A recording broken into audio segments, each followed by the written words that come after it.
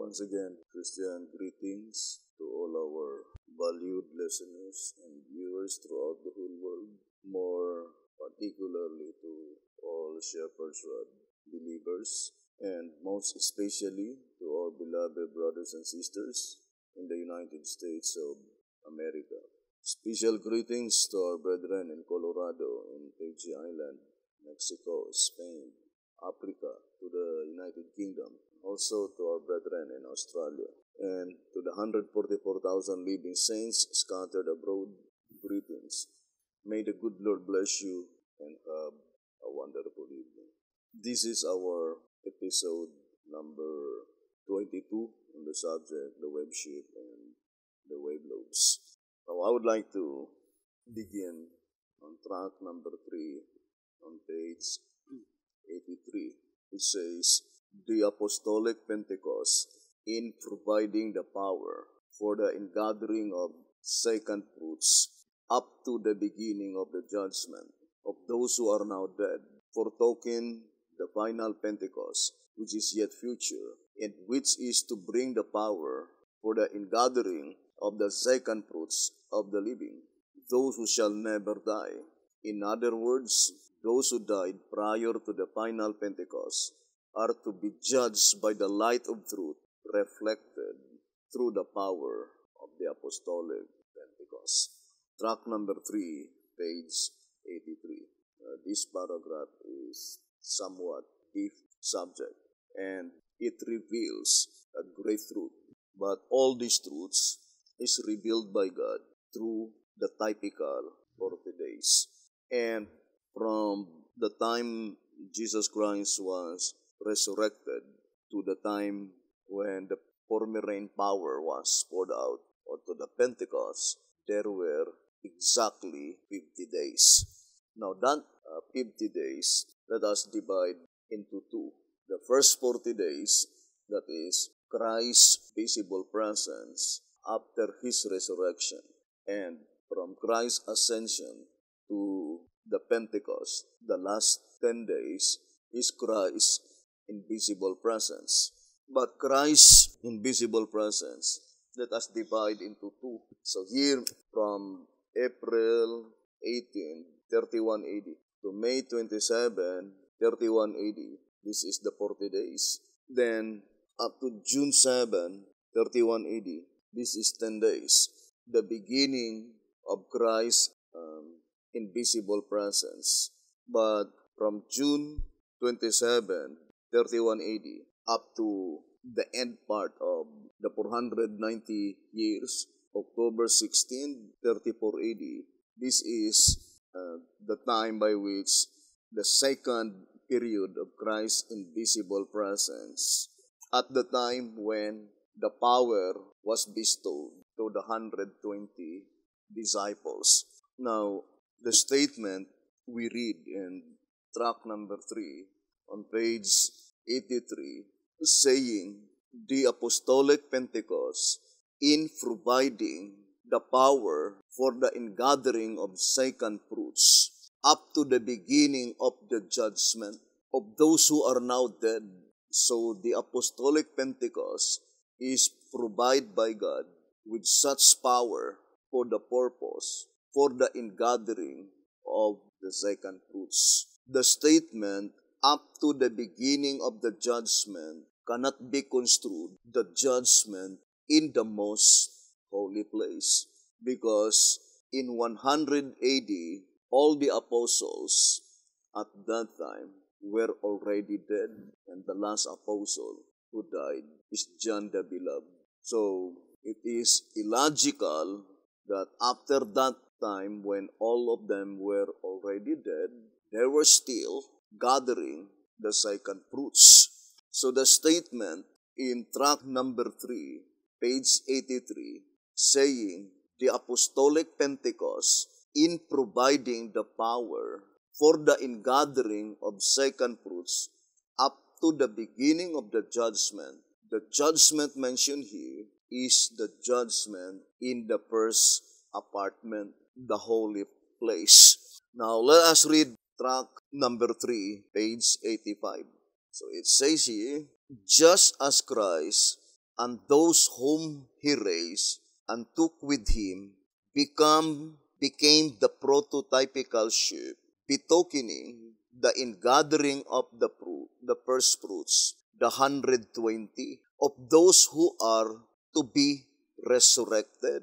So also when he entered upon his priestly ministration in the first apartment of the heavenly sanctuary. So the statement also meaning the same.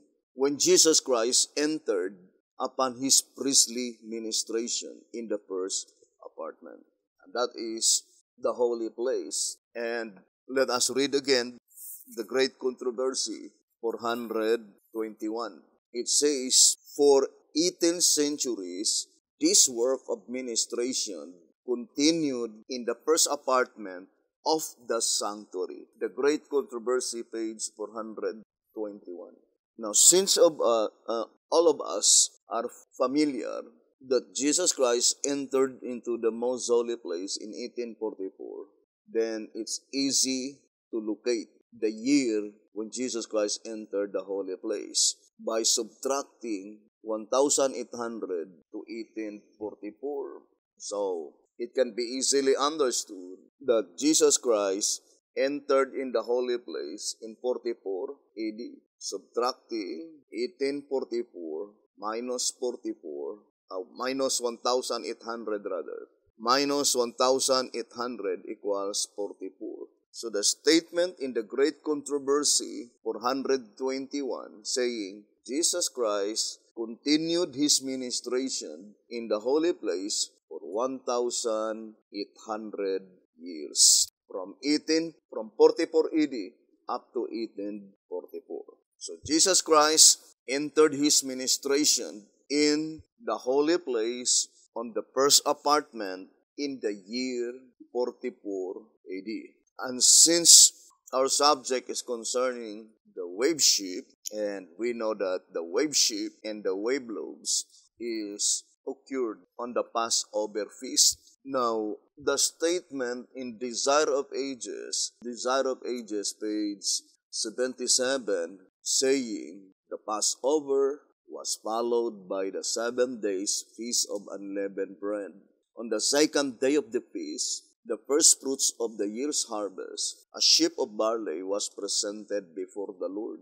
All the ceremonies of the feast were types of the work of Christ. Desire of Ages, page 77. But the context of that reading is pointing to the Passover feast. That all the ceremonies concerning the Passover feast is typifying the work of Christ, and such work of Christ is pointing to both sanctuary, earthly and heavenly.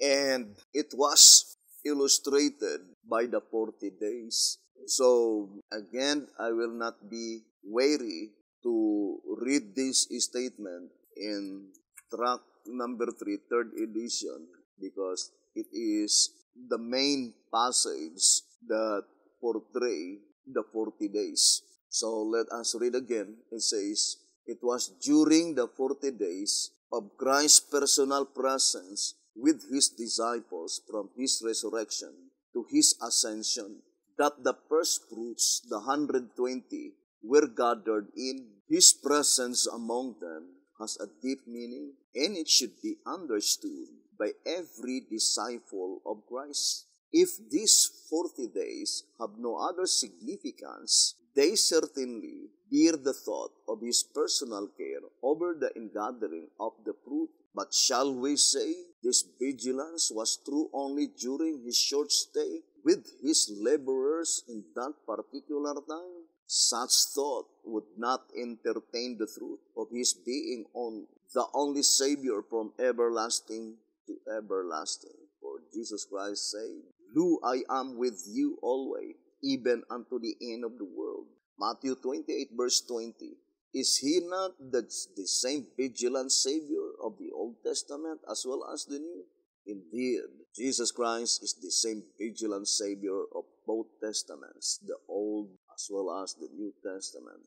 Moreover, his personal care in gathering his people in those 40 days which we see to be a type of his supervision of the ingathering of the fruits in every generation, should therefore reveal that he is the Lamb slain from the foundation of the world and the good shepherd in all ages. Now remember, brothers and sisters, first of all, I would like to read again the statement in the Great Controversy, 488 and 489. The intercession of Christ in man's behalf in the sanctuary above is as essential to the plan of salvation as was his death upon the cross. By his death he began that work, which after his resurrection he ascended to complete in heaven. So, it says that work of the plan of redemption, Jesus Christ began that work when he offered his life on the Calvary, when he died upon that cross. But that work, brothers and sisters, will be completed after his resurrection, when he ascended to heaven. Or in other words, Jesus Christ did not perform any work in the heavenly sanctuary not until after his resurrection. And our Almighty God had been able to portray his entire supervision in his ministration in the heavenly sanctuary, both apartment, holy and most holy place, through the subject, the 40 typical days, by which the shepherd's rod declared clearly such 40 days should serve as a type of his entire supervision. God illustrates how he gathered all the saints in every generation through such illustration, the 40 typical days. And to repeat again, brothers and sisters, the statement in track number 3 on page 83, saying the apostolic Pentecost in providing the power for the ingathering of second fruits up to the beginning of the judgment. The judgment mentioned here cannot be construed as the judgment in the most holy place, for all the apostles died in 180, hundred of years before the judgment commenced in the most holy place in October 22, 1844. And it is illogical to say up to the beginning of the judgment if such judgment is referring to the judgment in the most holy place, by which at that time all the apostles were lying unconscious in their graves. And how could it be that such apostolic Pentecost is a power provided by God for the ingathering of second fruits up to the beginning of the judgment, if that judgment is the judgment in the most holy place, by which, brothers and sisters, such power, without any doubts, is no longer manifesting when all the apostles were already dead. Even the shepherd's rod, I would like to read, for example, tract number 4 on page 20. It says, tract number 4, page 20. In the Christian era, the church started out in an even more advantageous spiritual condition than in the Jewish era. Besides, she could have profited by the example of the fallen Jews. But as the verses just quoted in Hosea 2 verse 1 to 5, it says, but as the verses just quoted reveal, she utterly failed to do so. Instead, as with the passing of Joshua, the Jews began to depart from their God. So with the passing of the apostles, the Christians drifted likewise. In lowering the Christian standard and exalting the pagan, the church played the harlot with the heathen, and this way conceiving and bringing forth her so-called converts, she hath done shamefully, saith the Lord. For she said, I will go after my lovers that give me my bread and my water, my wool and my flax, mine oil and my drink. Track number 4, page 20 and 21. So the statement is very plain that as soon as the apostles, all of them died, the church, the early Christian church, the Ephesus, immediately been in deep apostasy. And no one could say that such condition, that the power, that apostolic power are still manifested in that church when such church is in a deep apostasy. So, logically, the statement Apostolic Pentecost must only be pointing to the apostles that had been granted such absolute power for the purpose that it was provided to gather the second fruits. And that judgment in track number 3, page 83, must be the judgment in the first apartment, which is the holy place, by which we already established, began in the year 44 AD.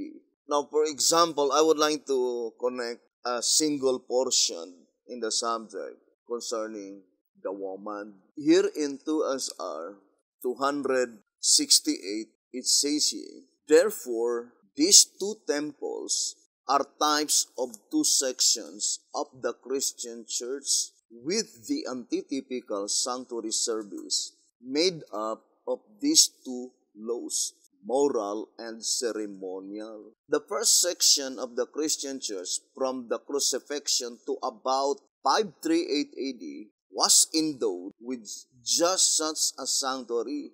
That is, they had a perfect knowledge of the work of in the heavenly to that time, and their faith corresponded with its service. 2 SR page 268. Now, that statement is very plain that the apostles, they had a perfect knowledge of what is going on in the heavenly sanctuary according to that reading, and their faith corresponded with its service. And if you will read the epistle of Apostle Paul in Hebrews, Apostle Paul has a perfect knowledge that the proceedings in the most holy place was still future in their days. But Apostle Paul has also a direct knowledge that the proceedings in the holy place were actually commencing in their lifetime. And that was in 44 AD when the apostles were still alive.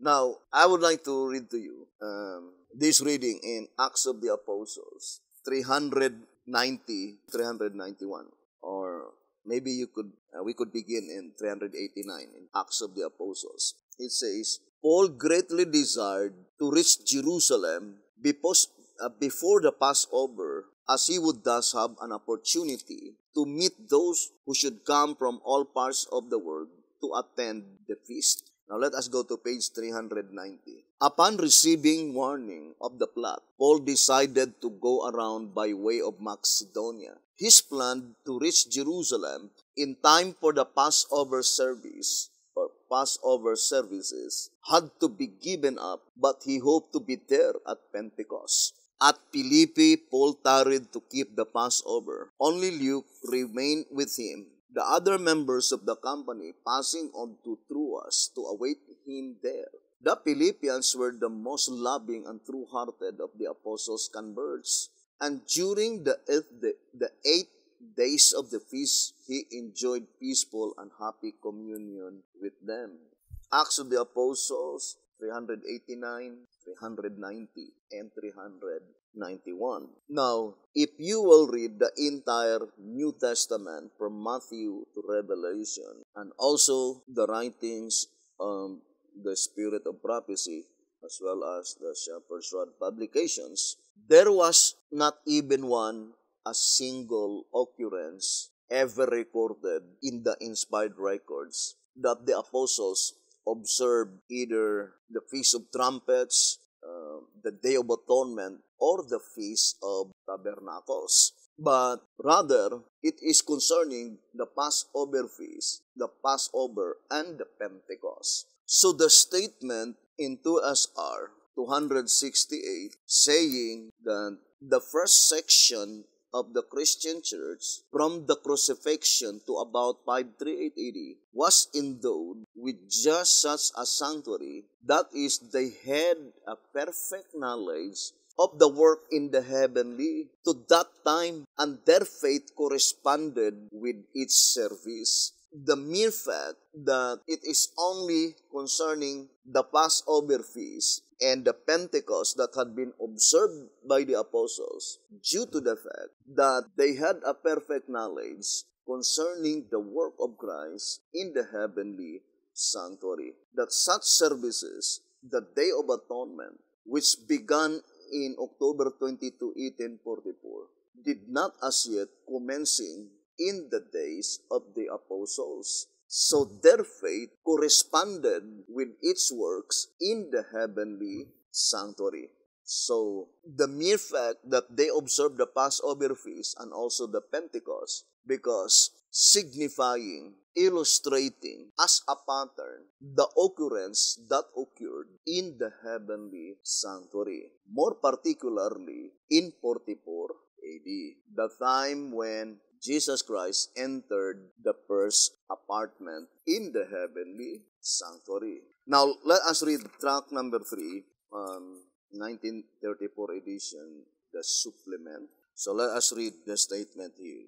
On page 72, number of saints, having proved Christ the Savior of the world for 6,000 years, now we shall endeavor to prove the number of saints of the first fruits he is to save. It will be noticed that the Pentecost after the resurrection did not completely fulfill the Pentecost in prophecy, for at that time Peter quoted Joel 2 verse 28 to 32 in Acts chapter 2 verse 14 to verse 21, which scripture in its entirety is yet future. Furthermore, the Pentecost of the 120 disciples will prove to be a type of the great and last Pentecost that is just ahead of us. Our attention is called to the fact that the Pentecost after the resurrection is the pillar of the Old and New Testament church. For the names of the 12 apostles who received the Pentecost are written in the foundation of the city instead of the names of the 12 patriarchs or some others. Now let us ascertain clearly first, who are they, the names of the 12 apostles that are written in the foundation of the city, the New Jerusalem. Now let us read 2SR. Here in 2SR page, to minimize time, I would like to read page 77 and page 78 and 2SR. It says, what is the difference between an apostle and a minister of the gospel? If there is no difference, then there should have been more than 12 apostles in the early church, for there were more than 12 engaged in the ministry. Christ had appointed 12, but Judas was counted out, leaving only 11. After Christ ascended on high, the 11 agreed to appoint another in Judas' place, and the lot fell upon Matthias, and he was numbered with the 11 apostles. The Acts of the Apostles, chapter 1, verse 26. Therefore, they made up the number. Now, if Matthias took Judas' place, then there must be 13 such men according to Romans 1, verse 1. Paul, a servant of Jesus Christ, called to be an apostle, separated unto the gospel of God. Mark carefully, it says, mark carefully that the woman's crown has only 12 stars. In the foundation of the city, there are only the names of the 12 apostles. Which one of the two, Matthias or Paul, is not recognized by him who laid the precious foundation of the holy city? If we say Paul, we make him a liar. If we say Matthias, then his ordination by the 11 had no effect in appointing an apostle. What then? In the Acts chapter 1 verse 26 is the first and last we hear of Matthias, but not so of Paul. If Matthias is the apostle, then he surely is not as worthy as Paul. Which one of the ordination would be most honorable? Is it Paul by Christ himself, as he met him on the way to Damascus, or Matthias by the hands of the apostles? The question is clear. No man's hand are qualified to ordain an apostle, regardless of his high standing in connection with the gospel. The holy hands of Christ and his personal presence only can appoint one for such an office.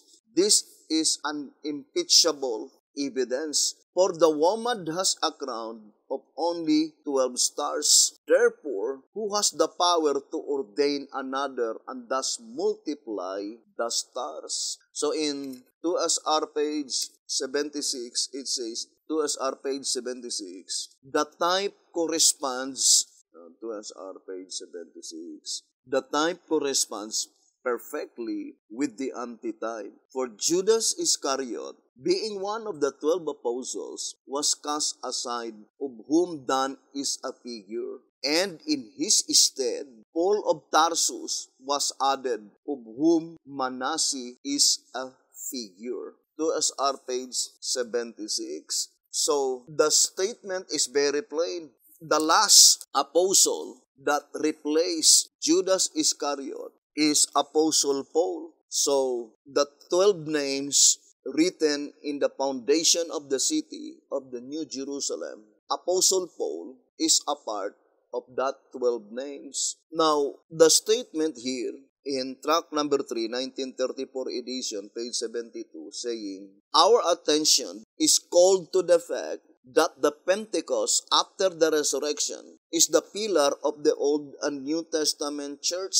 For the names of the 12 apostles who received the Pentecost are written in the foundation of the city instead of the names of the 12 patriarchs or some others. So it is closely connected to our reading in tract number 3, page 83, saying the Apostolic Pentecost. In tract number 3, page 83, the Apostolic Pentecost after the resurrection. Now, brothers and sisters, if Apostle Paul is a part of the 12 apostles, without any doubts, in 31 AD, June 7, at that time, Apostle Paul did not as yet receive the Pentecostal power. For at that time, he was among the one who persecuted the apostolic church. And we know that in October 16, 34 AD, he is the one who consent the death of Stephen. So, not until that event,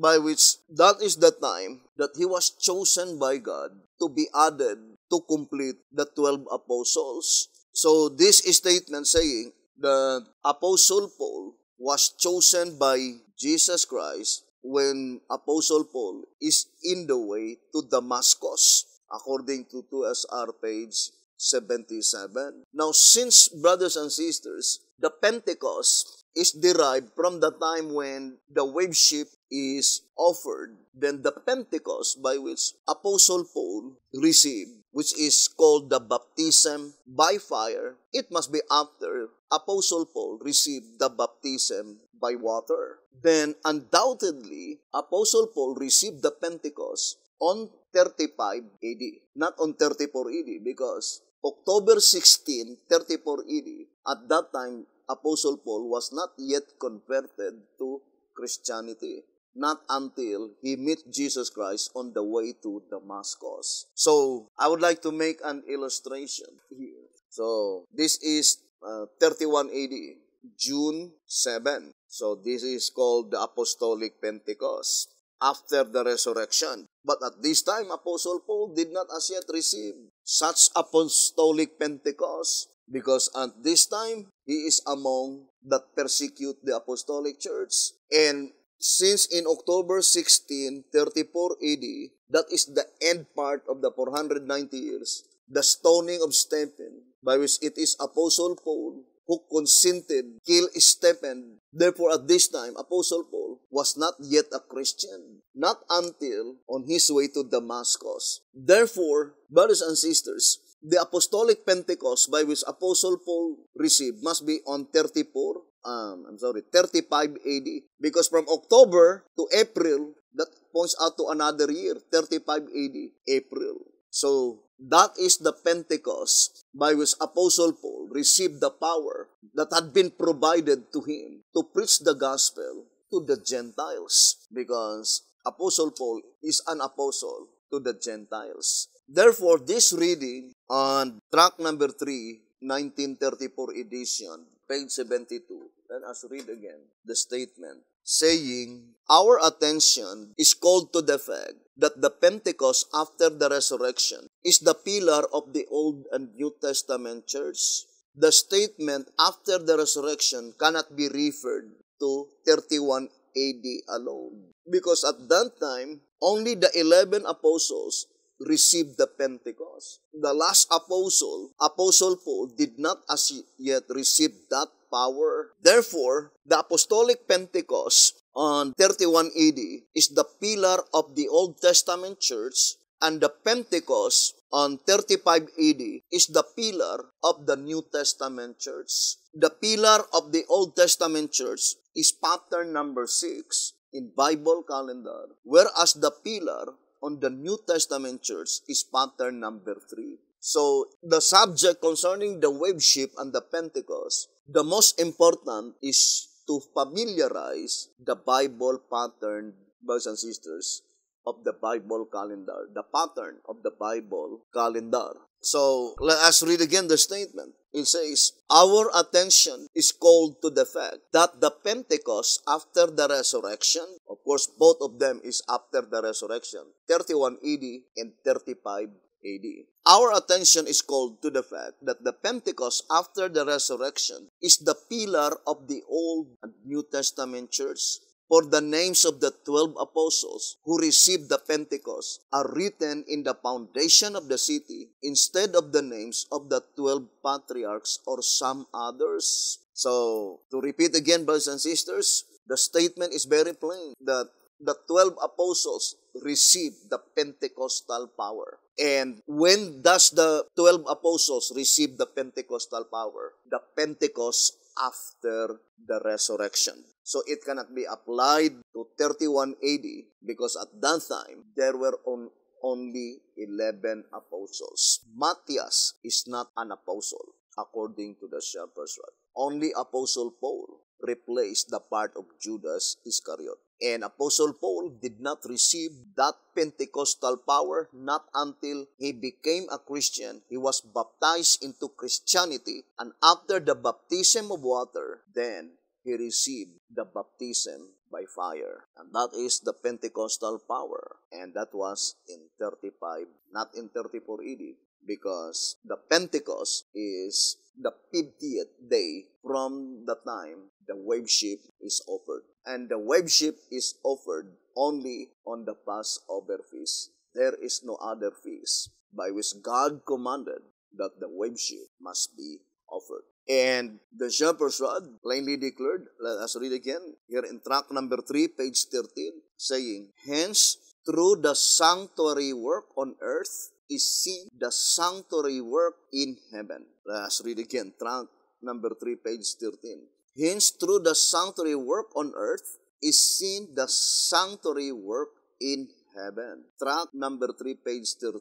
So the sanctuary work in heaven was illustrated through the sanctuary work on earth. And it is even more pertaining to the statement in Desire of Ages, page 77, saying, all the ceremonies of the feast were type of the work of Christ. Or in other words, all the ceremonies of the feast of the Passover, the sanctuary work on earth is typifying the work of Christ, the sanctuary work in heaven. And to repeat again, in the sanctuary work on earth, there is not such a single occurrence that God's people wave the sheep before the presence of God on any other feast except the Passover feast. There was no waving of sheep on the Pentecost, on the Feast of Trumpets, on the Day of Atonement, neither on the Feast of Tabernacles.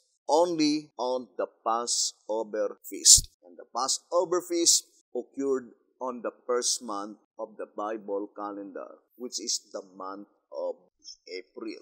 Now, let us try to analyze closely, brothers and sisters, this very important subject by which it seems that in a very short illustration by Christ's short stay after his resurrection and also to the day of Pentecost completely portrayed the entire proceedings in the heavenly sanctuary from 44 AD up to the time when such work in the heavenly sanctuary is finished. And that work is directly pointing to the cleansing of the sanctuary. Now let us read again the statement in track number 3 on page 86, saying, the 40 days in Acts chapter 1, verse 3 and 9, from the resurrection to the ascension are consequently typical of the period from 1844 to the fulfillment of the marking and slaying as recorded in Ezekiel 9 and Revelation 7 verse 3 to 8, Revelation 14 verse 1 to 5, respectively. And in Testimonies to Ministers, page 445, Testimonies for the Church, volume 3, page 266, and also earlier writings, pages 270 to 273. Now let us study the subject one by one. First, let us focus our attention to the first quotation, the marking and slaying as recorded in Ezekiel 9. Now, the 40 days is what? Typical, brothers and sisters. It is a deep subject, but it is infallible proof. A deep subject, but infallible proof. Unmistakable evidence. And I think it is one of that statement in 1TG 51, page 5, saying, if the church is not making progress with truth, if she is not periodically adding unquestionable knowledge to knowledge, then I am sure she has nothing to boast about. She is inactive. Her communication line with heaven broken. Is God forsaken, dead? She can never serve her members with meat in due season from the throne of God. But thank God, He graciously placed in our hands, adding from time to time unquestionable knowledge. The term unquestionable meaning unmistakable. You cannot find any mistake. You cannot find any questions. You can doubt, but you cannot pinpoint where is the mistake because such knowledge is unquestionable. And let us focus first to the marking before the slaying. It cannot be construed that there are 40 days, for example, 40 days. This 40 days is marking. Then after the 40 days ended, then there are 40 days is slaying. 40 days. But that is not the thought. Here, I would like to illustrate to you that how could you be able to understand that the marking is already commencing by the 40 typical days. We could ascertain clearly. Or at this time, I finally find out that the marking is not 40 days. That the slaying is not 40 days. It cannot be supported by the shepherd's rod, by the writings of Sister White, and by the Bible that there are 40 days slaying. But rather, the marking, we could definitely ascertain clearly when would be the marking begins by the 40 typical days. We could be able to ascertain clearly when would be the slaying will begins by the 40 typical days. This is the very subject that we would like to show to you. This is unmistakable evidence. This is unquestionable knowledge. I would be like Noah. It matters not whether the people will believe or not that there is a flood that is coming. The most important part is that we fulfilled our duty. We perform our duty. Our only duty is to proclaim the message. The same with Noah. After his duty been finished, proclaiming the message, he entered into the ark while the ark was still open. It is not Noah who closed the ark. It is God. But Noah and his family entered into the ark while the ark was still open, while probationary time is still open. But Noah entered into the ark after his work was finished. After the allotted time given to him to proclaim the message, was completely accomplished. So the time will come that I will no longer be proclaiming the message every day in this internet when the divinely appointed time is already finished. Now, I would like to read again, brothers and sisters, here in track number 3, page 86. The 40 days in Acts chapter 1, verse 3 and 9, from the resurrection to the ascension are consequently typical of the period from 1844 to the fulfillment of the marking and slaying as recorded in Ezekiel 9 and Ezekiel 9 first. The slaying as recorded in Ezekiel 9. The marking as recorded in Ezekiel 9. How could we be able to ascertain clearly the commencement of the marking? It is by the 40 typical days. How could we be able to ascertain clearly the commencement of the slaying as recorded in Ezekiel 9? It is through the 40 typical days. Although we will discuss this coming Sabbath the subject, the day of slaughtering. And I think we will take only just one episode concerning the subject, the day of slaughtering. And hoping you will be listening and viewing that program this coming Sabbath. We will directly proclaim the day of slaughtering. Now let us focus first in this reading. The 40 days, by which such 40 days is typifying the period from 1844. What is the period from 1844? Cleansing of the sanctuary. The period from 1844 onwards, it is the cleansing of the sanctuary. Now, brothers and sisters, I would like to repeat again. Let us go to slide number 2, 107, second page, the 40 typical day. Now, brothers and sisters, the statement in track number 3, page 86, such 40 antitypical 40 days cannot be literal, but rather it is somewhat figurative and somewhat symbolical. Because 31 AD to 1844, that is more than, I think, 1,813 years or 1,812 years. So, number 40 cannot illustrate the period of time from 31 AD to 1844. But God mercifully and graciously placed in our hands the secret code, the divine code, brothers and sisters, that April 18, that is from Bible calendar to Gregorian, date to date. April 18 plus 22, October 22 equals 40. We already explained that October 22, 1844, in Bible calendar, that was October 11, 1843. October 11, 1843. Why is it that Jesus Christ entered to the most holy place in October 11, 1843, or in Gregorian, October 22, 1844? Because October 10 is a blotting out of names and blotting out of sins. If Jesus Christ entered into the most holy place in October 10, then it must be blotting out. And the Spirit prophecy plainly told us on the Great Controversy, page 485. So let us read the Great Controversy, page 485. The work of the investigative judgment and the blotting out of sins. So let us distinctly separate the investigative judgment and the blotting out.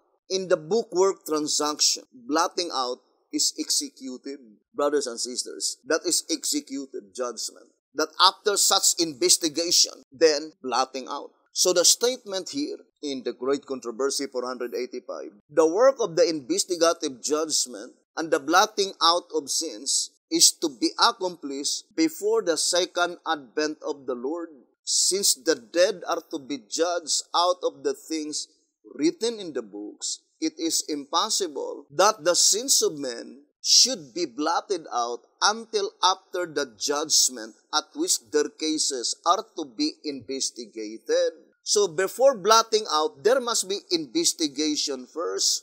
And that investigation is blotting out of names. So here in the Great Controversy 421, it says, so the actual, Great Controversy 421, so the actual cleansing of the heavenly is to be accomplished by the removal or blotting out of the sins which are there recorded. But before this can be accomplished, there must be an examination of the books of record to determine who, through repentance of sin and faith in Christ, are entitled to the benefits of His atonement. The Great Controversy, page 421. Now, hope that by illustrating just one illustration, we could be able to understand the entire proceedings in the heavenly sanctuary, because such illustration, brothers and sisters, in all proceedings, the same method that had been employed by God.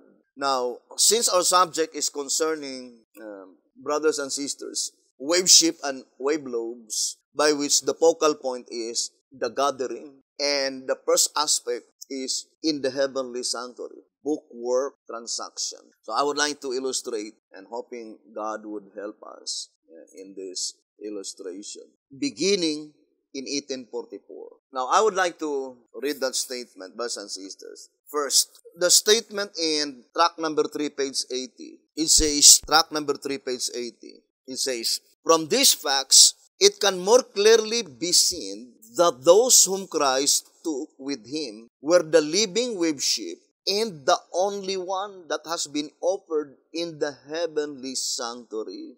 Do not forget that statement. The only one that had been offered in the heavenly sanctuary are those saints that had been resurrected in 31 AD. But let us distinctly separate those that had been resurrected together with Jesus Christ. For example, here in track number 3, page 80, it says, let me read to you. Track number 3, page 80. And since the wave ship was a figure of Christ and of those who arose with Him as the first of the first fruits of the dead. So the statement, those who arose with Him, resurrected together with Jesus Christ, 6 a.m., April 18, 31 AD, Sunday. So those who had been resurrected at 6 a.m. together with Jesus Christ, they represent the first of the first fruits. But those that had been resurrected after Christ's resurrection, 9 a.m., they are the first fruits. So let us distinctly separate the first of the first fruits and the first fruits. And do not forget the statement in track number 3, page 80, that those that had been resurrected on 31 AD, first, the first of the first fruits in 6 a.m., and those that had been resurrected at 9 a.m., after Christ's resurrection, as the first fruits, according to our reading in track number 3, page 80, they were the only one that had been offered, or they were the only one that had been waved in the heavenly sanctuary. So let us distinctly separate the waving of the first fruits and the waving of the first fruits, because the admonition is care is to be exercised. It says in track number 3, page 78. Care, therefore, must be exercised not to confuse the one truth with the other. So let us exercise extra care not to mix up the first of the first fruits and the first fruit, and not to mix up the significance of their resurrection and the significance of their waving, according to the shepherd's rod. So here in track number 3, page 85, saying, just as Christ, track number 3, page 85, just as Christ and those whom He raised. So the statement, and those whom He raised, of course, that is pointing to the saints that had been resurrected after Christ's resurrection, by which it is Jesus Christ who raised them. Or in other words, let us distinctly separate the saints that had been resurrected by God the Father and the saints that will be resurrected by Jesus Christ. So let us distinctly separate. Those that had been resurrected together with Christ's resurrection, they were resurrected by God the Father. But those that had been resurrected after His resurrection, after the resurrection of Christ, they were resurrected by Jesus Christ. For example, Daniel chapter 12.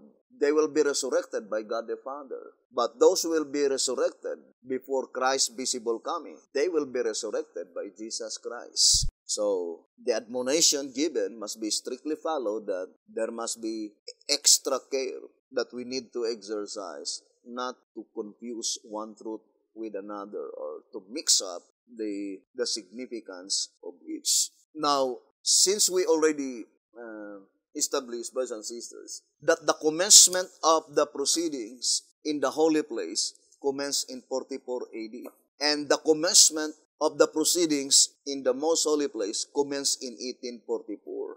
Now, the commencement of the proceedings in the holy place commenced with waving the sheep, but the proceedings in the most holy place commences with the examination or investigation of the books, began in October 22, 1844. William Miller, together with his associates, we know that the one who discovered the 2,300 years, it is William Miller, not Ellen G. White. But it was backed up by the inspiration when such inspiration manifested to Sister White. That it was in October 22, 1844, by which Jesus Christ entered into the most holy place. October 22, 1844 is Gregorian calendar. And they fully believe that that was the Day of Atonement, brothers and sisters. But if we will dig deeper, basing their own writings, it was not Day of Atonement, but rather that is October 11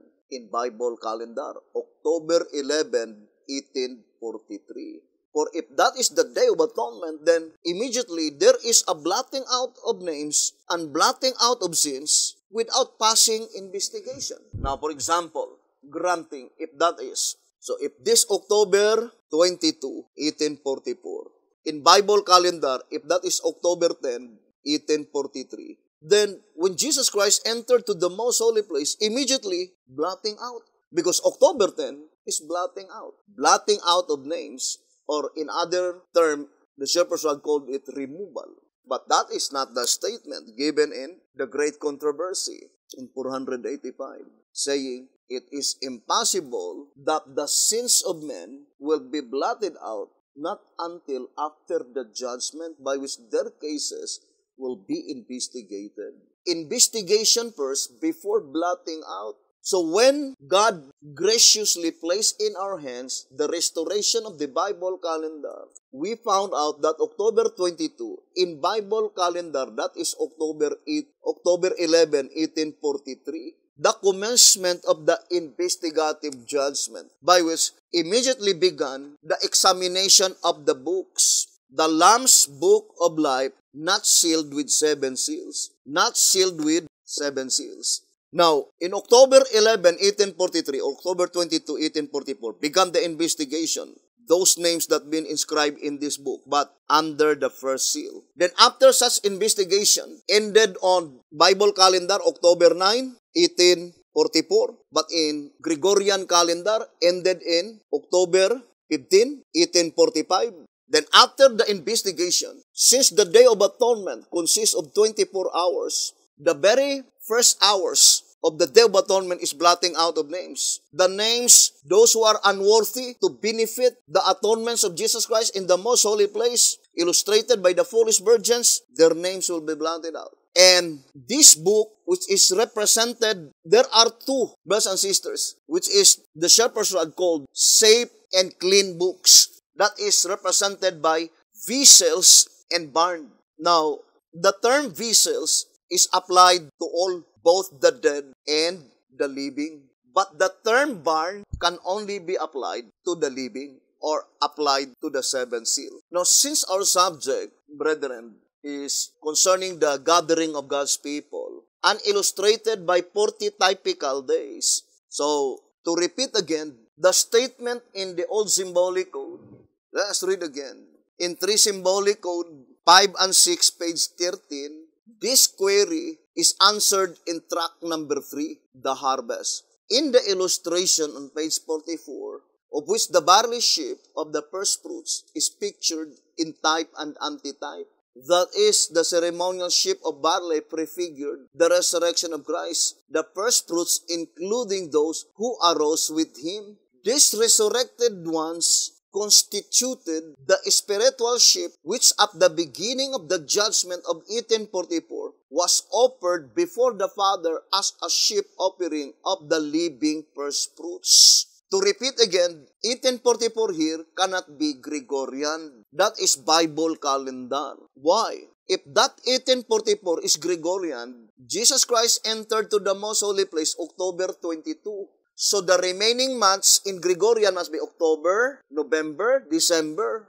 January, in Gregorian, that is already 1845. If 1844 here is Gregorian, then there was no such illustration that there is waving on October, either in November, either on December. Or in other words, if this 1844 in 3 symbolic code 5 and 6 page 13 is Gregorian calendar, then tell me what month by which the wave ship is waved before the presence of the Father. What month? Is it October? Is it November? Is it December?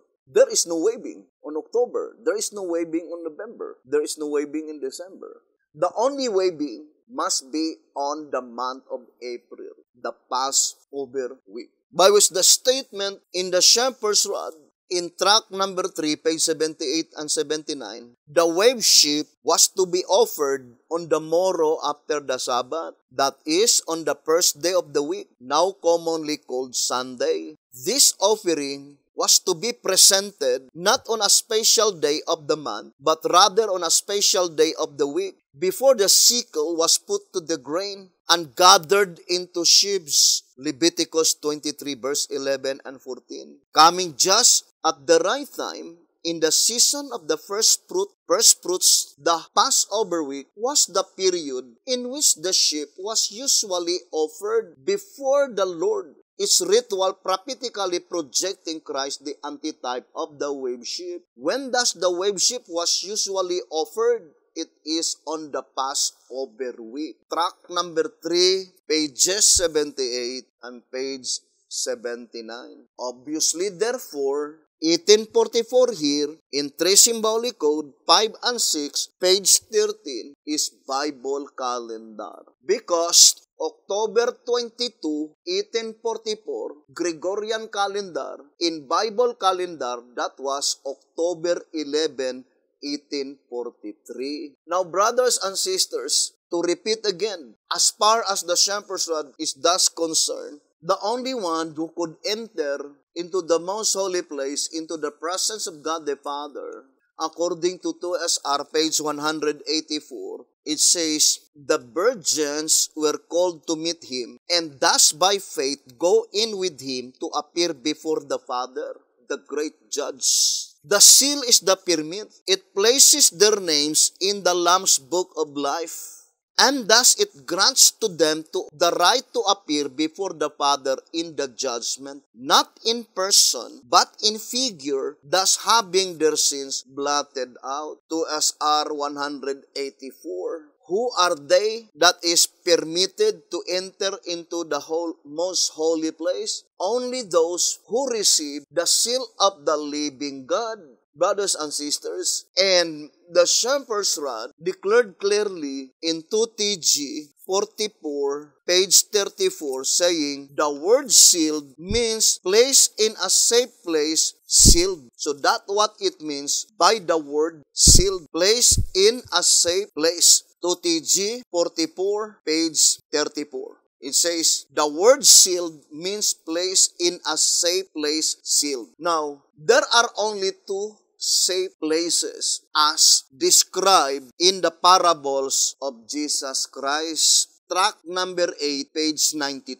It says, let us read the statement. It says, must necessarily represent the church passing from its unclean state, field or net, into another, its purified state, which is symbolized not by the field or by the net, but rather by a barn and by vessels, a new place safe and clean, where henceforth there shall no more come the uncircumcised and the unclean. Tract number 8, page 92. Now, since, brethren, the first aspect of the judgment is bookwork, so this illustration in 1844 is pertaining to the bookwork transaction, and it is illustrated by 40 typical days. The transaction of the bookwork that pertains to the dead and the transaction of the bookwork that pertains to the living. It is illustrated by 40 typical days, by which our goal is to find out the commencement of the marking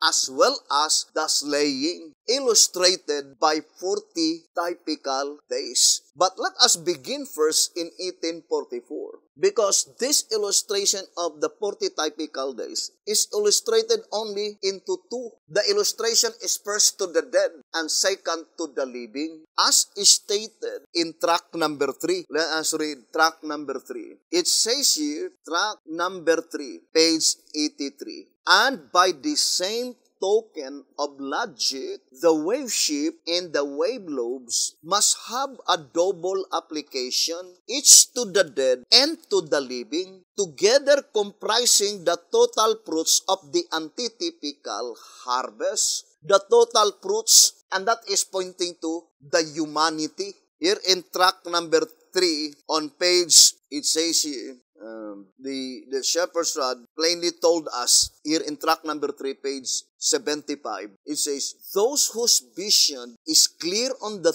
truth of the harvest, as taught in the testimonies of the prophets and in the parables, will have a still clearer vision as we study the significance of the wave sheep, the wave lobes, and the Feast of Tabernacles, illustrating our salvation in completeness. The harvest rites of the ceremonial system must therefore corroborate both the testimonies of the prophets and the parables concerning the harvest, for all they're inextricably bound up together. The ceremonies of the first fruits of and the second fruits of the grain must carefully unfold the truth concerning the first and second fruits of humanity. So the statement says, to unfold the truth concerning the first and second fruits of humanity. But such first and second fruits is divided into two. First pertaining to the dead, and second pertaining to the living. When it pertains to the dead, the very first is pointing to the bookwork transaction, brothers and sisters. Because the shepherds have declared clearly that the proceedings that pertains to the dead is pertaining only to the bookwork transaction. Unlike with the living, it is pertaining to both bookwork transaction as well as actual bodily separation on earth. Now, let us read again, White House Recruiter, page 20. As the cleansing of the sanctuary in behalf of the dead is necessarily purely a book transaction, that is the reason for its taking place only in the heavenly sanctuary. And we explained several times, brothers and sisters, that the message of the third angel will never swell into a loud cry, not until all the aspects that pertains to the judgment will be completely revealed. Here in White House Recruiter, page 39, first, it says, but in what way is it to give absolute power and force to them? First, by bringing to light the heretofore unrevealed aspects of the judgment. Not until all the aspects that pertains to the judgment is completely revealed. And the most important is the first aspect of the judgment, which is the bookwork transaction. Now, I would like to read answerer number 5, page 30. This is the first aspect of the judgment, and being only a bookwork, so the first aspect of the judgment is a bookwork transaction, by which such work does not disturb either the dead in the graves or the living in the church, for it takes place in heaven. Meaning, brothers and sisters, it doesn't mean because it does not disturb the living in the church that we will be placing ourselves in total ignorance of what is going on in the heavenly sanctuary. But rather, the shepherd's rod is emphasizing us that, like in the days of Noah, that they did not know, brothers and sisters, that when Noah entered into the ark and the door was closed, there was not even the slightest sign of threatening rain, according to 1 TG 12:27 and 28. There are still 7 days that the rain began to pour out. And when the rain began to pour out, everything ceased to be funny, according to 1 TG number 50, page 15. The same with this study. Since there is no material side on earth, the foolish virgins will continually to mock God's people, to deride God's people, not knowing that the irrevocable decision is already pronounced in the heavenly sanctuary. What is that irrevocable decision? That all whose names not found written in the Lamb's Book of Life will forever lost. And those names that had been retained in the Lamb's Book of Life, they will be forever secured, brothers and sisters. So that is very important event that we are carefully studying, which is illustrated by the 40 typical days. And in this illustration, brothers and sisters, the 40 typical days is pointing only to the commencement and to the end part. And that is why several times I emphasizes that the reason why God uses only 2 kinds of cereals, which is closely connected to the wave sheep and the wave loaves, because in the subject wave sheep and wave loaves, there are only 2 cereals, barley and wheat, closely connected to Revelation 6 verse 6. And the reason that God uses only 2 kinds of cereals is to draw our attention to the first and the last, not only pointing to the 11th hour call, brothers and sisters, but rather pointing to the proceedings in the heavenly sanctuary, by which it is unmistakable evidence, infallible proof, unquestionable knowledge, because it will never happen again. Because God controls everything that occurred on this earth. That through this calendar, Bible calendar, in correspondingly with the Gregorian and Julian calendar, brothers and sisters, God been able to portray such infallible proof that can never be mistaken. And the first one is that, let us go back again, brothers and sisters, to our illustration on the, let us go to the second page. Let me show to you, brothers and sisters. Of course, we focus to the type. This is the type. If you still remember, brothers and sisters, that the 40 typical days from Christ's resurrection to His ascension should serve as the type of the entire supervision of Jesus Christ. How Jesus Christ illustrated His work in gathering the saints. Right? So, hoping that God would help us. Now, this is the type. April 18, 31 AD. 4th day of the feast. 1, 2, 3, 4th day of the feast. The wave sheep is offered. Jesus Christ was resurrected. Now, it is typical to 1844, October 22. Not the period of time, but through the date. You think it is just a mere happenstance that April 18, 31 AD and October 22, 1844, 18 plus 22 equals 40.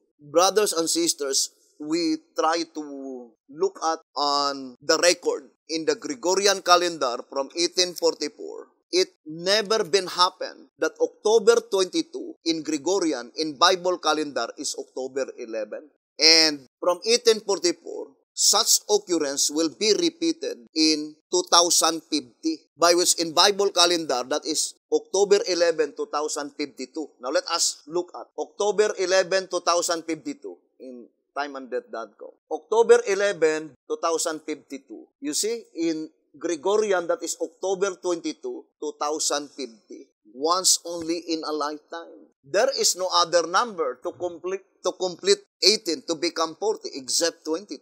Only number 22. Brothers and sisters, would you think it will be in October 22, 2050? It could not be the end of 2,300 years. Now, this is the question. Why is it that William Miller and his associates very certain that the end part of the 2,300 years is October 22, 1844 Gregorian calendar? Why not October 1? Why not October 2, 3, 4, 5, 6, 7, 8, 9, 10, 11, 20, 21. Why is it October 22? What is their absolute proof? Why not 23? Why not 24, 25, 26, 27, 28, 29, or 30? God controlled the scriptures. Not only the scriptures, all the occurrences on this earth.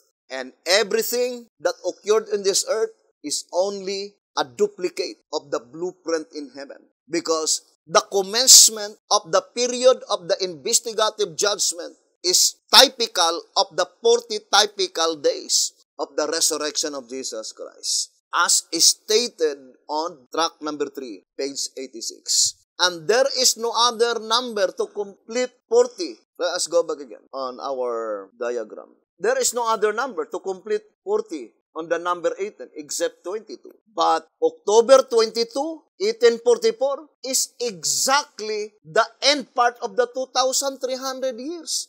But the fact is that the exact date of the end of the 2,300 years is typical of the 40 days of Christ's resurrection to His ascension.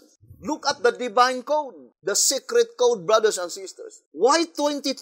October 22, 1844, the commencement of the proceedings in the heavenly sanctuary, the investigative judgment. But before elaborating that portion, I would like to show to you first, brothers and sisters, this diagram so that you could understand. Let us go to the diagram in number 99, slide 1. Okay, so that will be the last diagram, and we'll continue in our next episode, hoping that everybody could understand. So this is October 22, 1844. What is October 22, 1844? The commencement of the investigative judgment of the dead. That before any blotting out, there must be investigation first. When would be the blotting out? Day of Atonement, October 10.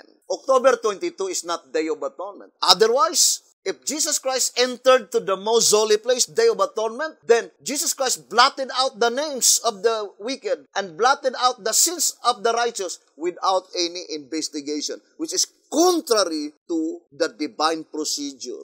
Otherwise, there is no justice at all. That the judgment is executed without any investigation.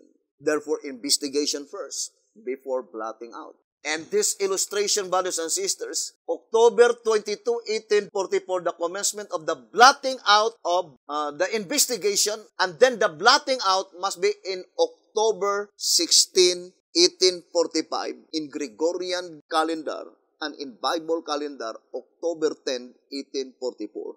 But we are talking about the gathering. The gathering into what? Into the book represented by the vessels. There are 7 seals. Therefore, there are 7 vessels. The vessel represented by the first seal, second, third, fourth, fifth, sixth, 7. There are 7 vessels. And that vessels is a safe place. The word sealed means place in a safe place, sealed. So, in 1844, October 22, the vessel is still empty. There is no name inscribed into that book represented by vessel. Because accordingly, the commencement of the inscribing of the name of the book represented by the vessel to be brought into the presence of God the Father, there must be waving first. Waving of the ship. And that waving was occurred on Gregorian calendar of April 27, 1845. But in Bible calendar, that was April 18, 1844. The same date when Jesus Christ was resurrected, because the same pattern of Bible calendar. Right, brothers and sisters? Now, so in this illustration, from April 18, 1844 AD, Bible calendar, to May 27, 1844, there are 40 days literal beginning here. 27, then plus 13 equals 40. 1, 2, 3, 4, 5, 6, 7, 8, 9, 10, 11, 12, 13.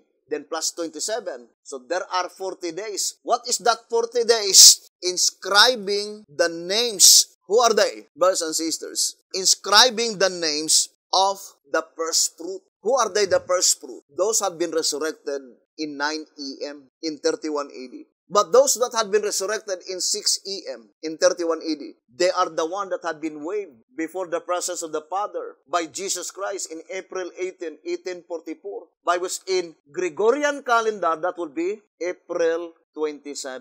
You see, brothers and sisters, you think it is just a mere happenstance? This one is 27, the other one is 27. 27 plus 13 equals 40. That is infallible, brethren, because 40 antitypical days is symbolical and figurative. And we will continue, brothers and sisters, this subject on our next episode. Or in other words, not until after that ceremony had been performed from April 18, 1844 AD, by which in Gregorian, that is April 27, 1845, up to May 27, 1844 AD in Bible calendar, and in Gregorian, that is June 5, 1845. June 5, 1845.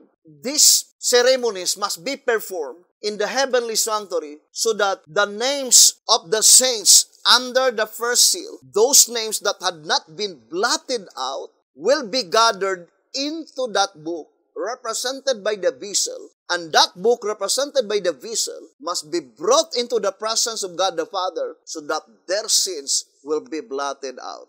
But that is only pointing to the first, which referring to the dead. But we are studying concerning the living, brothers and sisters. The last, my dear brothers and sisters. If the commencement of the cleansing of the sanctuary, it is 22 plus 18 equals 40, the last day of atonement, which we studied, that would fall on March 27, 2021, Gregorian calendar. Now let us go to, if you still remember that one, in March 27, 2021, the last and final day of atonement. Do we have that diagram in 44 AD? Okay. Let us go to 44, one pattern or diagram 106. 106, although it is pointing to 2017, but maybe we could, I forget to add here.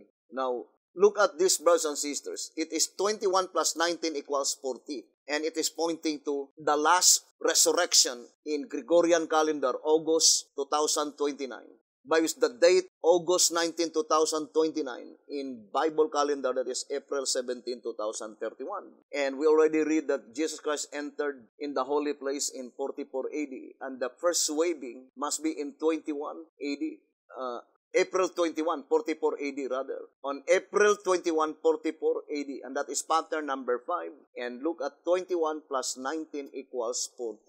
Now, since our very foundation is pattern number 6, the resurrection of Jesus Christ, brothers and sisters. And the last day of atonement is in March 27, 2021. To complete number 27, you need number 13. And that is the remaining days on April 18. Let me show to you. We have April 18, 31 AD. Let us put Sunday, Monday, Tuesday, Wednesday, Thursday, Friday, Saturday. This one is 18, 19, 20, 21, 22, 23, 24, 25, 26, 27, 28, 29, 30. 1844. What is the divine code? That is October 22. So the commencement of the investigative judgment, the cleansing of the sanctuary, 40 typical days, 18 plus 22 equals 40. The last day of atonement, March 27, 2021. So what is the divine code of 40 typical days? The remaining days, 1, 2, 3, 4, 5, 6, 7, 8, 9, 10, 11, 12, 13. So there are 13 remaining days. So this one is 27. 13 plus 27 equals 40. And the month itself, March, contains of 5 letters, 1, 2, 3, 4, 5, indicating that it is pointing to the blotting out of names under the fifth call, which is the worshippers, the congregation of the living. So these two divine code, brothers and sisters, can never be mistaken, and it will never be repeated again. Both of them are pointing to the 40 typical days. The commencement, the period of 1844, indicates the 40 antitypical days. The date 18 and the date 22, 18 plus 22 equals 40. Here, the remaining days, 13 plus brothers and sisters, both the date and the number, of course, from March 1 to March 27, that is 27 days, plus 13 equals 40. That is exactly 40 typical days. And we will continue this subject, brothers and sisters, on our next episode. And we will be dealing one by one, as we already declared that there are 12 all in all concerning the 40 days. The 11 is antitypical, the 1 is the type. So there is only one typical 40 days, but there are 11 antitypical 40 days. And that 11 is divided, brothers and sisters. That 11 is divided. It is pertaining to the occurrence in the heavenly sanctuary, and the other is pertaining to the occurrence on earth. And the occurrence on earth is pointing to the resurrection. So, thank you very much for listening and viewing this program. We'll continue this subject, and may the good Lord bless you and have a wonderful